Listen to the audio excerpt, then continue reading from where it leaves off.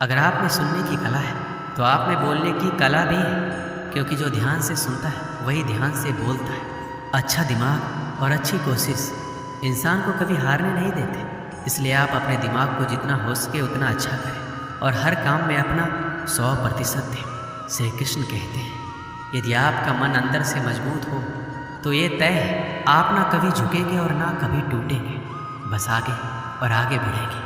अगर आप किसी चीज़ के लिए दिल से दुआ करते हैं तो वह चीज़ आपको तब मिलती है जब आप उसको संभालने के काबिल हो जाते हैं। जैसे सफलता, आप अंदर से जितना शांत होंगे आपके विचारों में उतनी ही गहराई होगी और आपका जीवन उतना ही अधिक समृद्ध होगा। इसलिए आप हमेशा अंदर से शांत रहें और जीवन का आनंद लें। सपनों को पूरा ना कर पाने के लिए किसी और को दोषी नहीं ठहराना चाहिए, क्योंकि जब सपने आपके हैं तो उसे हासिल करने के लिए प्रयास भी आपको ही करना पड़ेगा।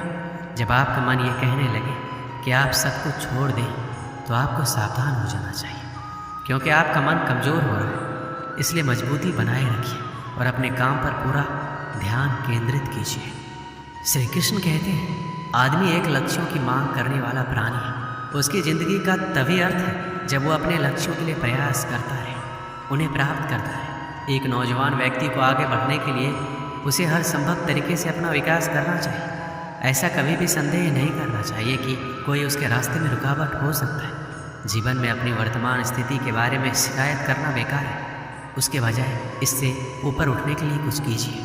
अमीर और गरीब में ये एकमात्र अंतर है, और वो अंतर ये है कि आप अपने समय का इस्तेमाल कैसे करते हैं। पैसे के लिए काम करके कोई भी कभी अमीर नहीं बन सकता। पैसा आपके लिए काम करे ऐसा हुनर सीखना होगा।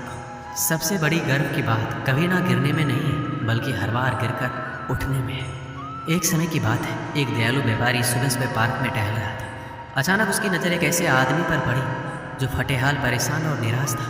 उसे देखकर वह दयालु व्यापारी को दया आ गई। वह उसके करीब गया और उससे उसकी परेशानी का कारण पूछा। तो उसने रोते हुए कहा, मैं अब जीना नहीं चाहता हूँ, अब मैं मर जाना चाहता हूँ। उस दयालु व्यापारी ने दोबारा पूछा, आखिर तुम मरना क्यों चाहते हो? ऐसा क्या हो गया कि तुम जीना नहीं चाहते? उस परेशान आदमी ने जवाब दिया, मेरा सब कुछ बर्बाद हो गया। मेरा व्यापार, मेरी जमा पूंजी और यही नहीं, मेरे सर पर बहुत ही ज़्यादा कर्ज हो गया। मुझे समझ में नहीं आ रहा है कि मैं क्या करूं। सारे रास्ते बंद हो गए। अब मेरा मर जाना ही अच्छा होगा। उस दयालु व्यापारी ने मन ही मन सोचा, ये आदमी तो अंदर से पूरी तरह से टूट गया है, मुझे इसकी मदद करनी होगी। उस दयालु व्यापारी ने उस परेशान आदमी को उसके बताए गए ज़रूरत के हिसाब से उसे एक चेक काट कर दिया और उससे बोला, मैं ठीक 6 महीने बाद इसी दिन और इसी तारीख को मैं इस पार्क में तुम्हारा इंतज़ार करूँगा। जितने पैसे का मैंने तुम्हें चेक दिया है उतने पैसे का तुम मुझे चेक दोगे।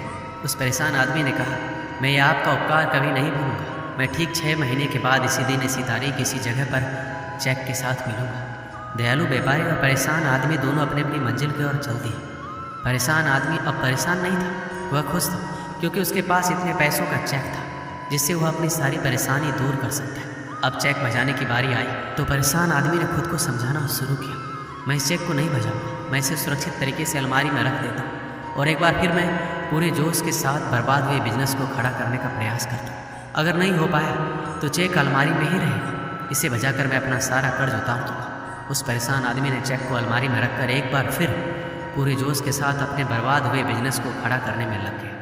वह दिन रात कड़ी मेहनत करने के बाद अपने बिजनेस को धीरे धीरे आगे बढ़ाने लगा।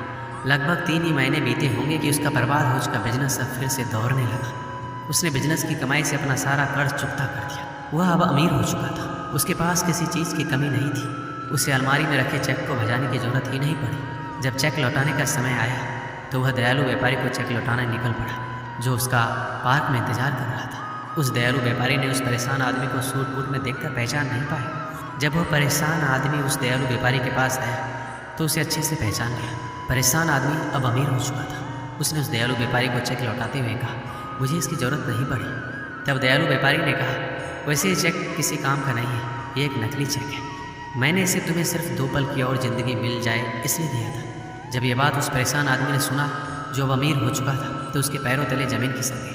वो ये सोचकर हैरान था कि अगर वो खुद पर विश्वास करके पूरे जोश के साथ प्रयास ना किया होता तो उसका क्या होता। सोचो, खुद पर विश्वास और लगातार प्रयास से बर्बाद हुए जीवन को भी एक बार फिर से धैर्य एक ऐसी चीज़ है, अगर आपके पास है तो दुनिया में कोई ऐसी ताकत नहीं जो आपको हरा दे। अक्सर लोग धैर्य ना रखने की वजह से हार जाते हैं। अगर आप सोचते हैं कि हार मान लेने से आप जीवन में आने वाली परेशानियों से बच जाएंगे, तो ऐसा कभी नहीं हो सकता, क्योंकि परेशानी जीत का दूसरा पहलू है और इससे बचा नहीं जा सकता, बल्कि इसका सामना करके जीत हासिल किया जा सकता है। सच्चाई और ईमानदारी से जीती गई लड़ाई हमेशा सुकून देती है, जबकि धोखे से जीती गई लड़ाई हमेशा दुख और हताशा का कारण होता है।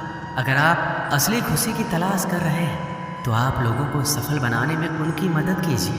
आप कभी भी किसी को धोखा देकर आगे बढ़ने में अपनी बहादुरी मत दिखाइए, बल्कि लोगों को सफल बनाकर बहादुर बनिए। अगर आप जीवन में हारने के बाद एक नई शुरुआत करना चाहते हैं तो आपको अपनी अंदरूनी ताकत को जगाना होगा और खुद में विश्वास रखते हुए आगे बढ़ना होगा।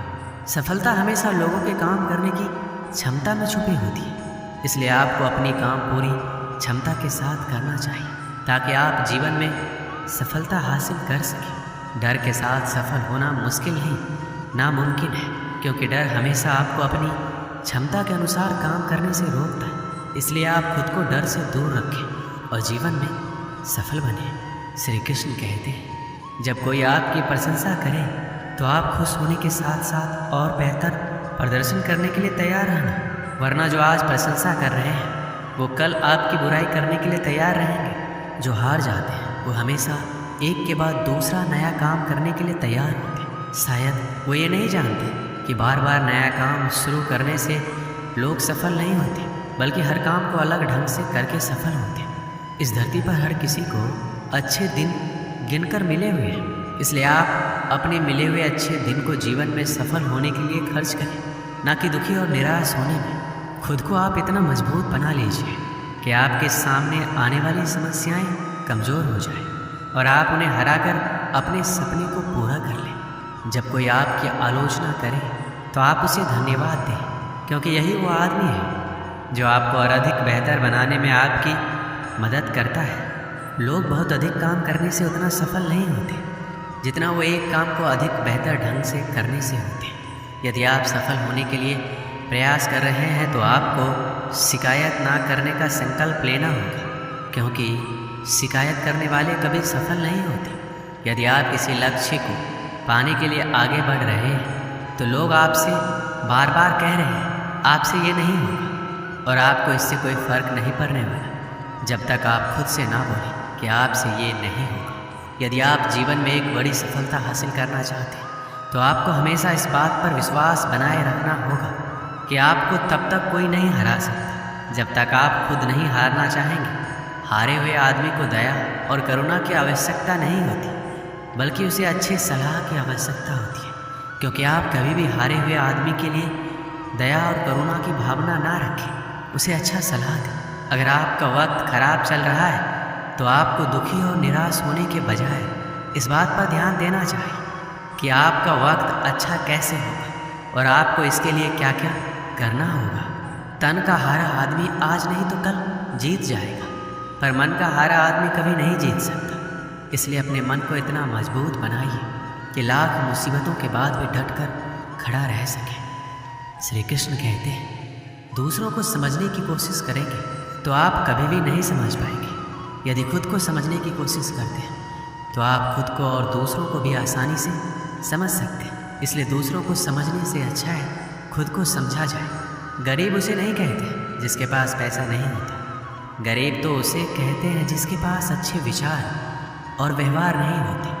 इसलिए अगर आप अमीर बनना चाहते हैं तो आप अपने विचारों और व्यवहारों पर ध्यान दीजिए। आपको ये सोचकर दुखी नहीं होना चाहिए कि आप अकेले हैं, क्योंकि जब आप पैदा हो रहे थे तब आपको ये नहीं पता था कि दुनिया वीरान है या लोगों से भरा पड़ा है। यदि आप चाहते हैं आपका वक्त अच्छा हो तो आप इस बात की शिकायत कभी ना कीजिए कि आपका वक्त खराब है, क्योंकि बुरे वक्त से ही आपके अच्छे वक्त का जन्म होता है।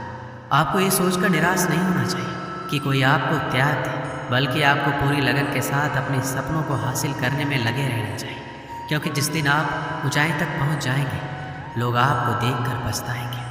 श्री कृष्ण कहते हैं, यदि आप पूरी लगन के साथ काम करते हैं तो आपको फल की चिंता करने की आवश्यकता नहीं है, क्योंकि आपके फल की चिंता ऊपर वाला कर रहा है।